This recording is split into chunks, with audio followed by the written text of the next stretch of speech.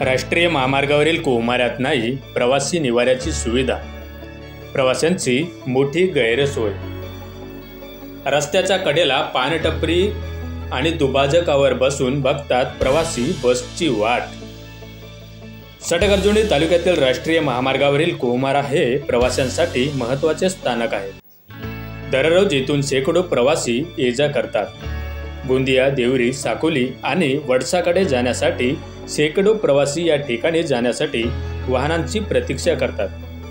मात्र येथे प्रवासी निवारा नसल्याने प्रवाशांची मोठी गैरसोय होते।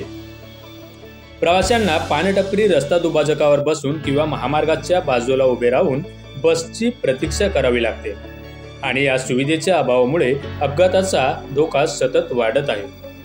त्यामुळे प्रशासनाच्या भूमिकेवर प्रश्नचिन्ह निर्माण झाले आहे।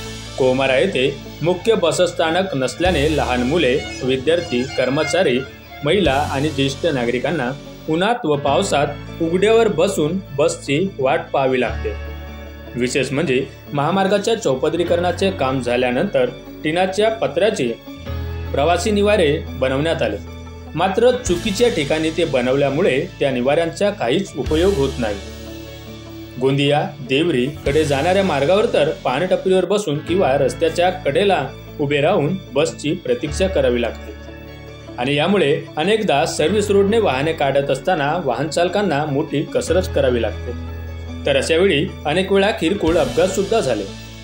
कोमारा हे महत्त्वाचे ठिकाण असल्याने दररोज येथून शेकडो विद्यार्थी व कर्मचारी अपडाऊन करतात आणि अशा वेळी अपघाताचा धोका नाकारता येत नाही। त्यामुळे कोमारा येथे प्रवाशांसाठी सुरक्षित आणि सोयीस्कर निवाऱ्याची व्यवस्था करण्याची नितांत गरज आहे। माझा गाव, माझी बातमी।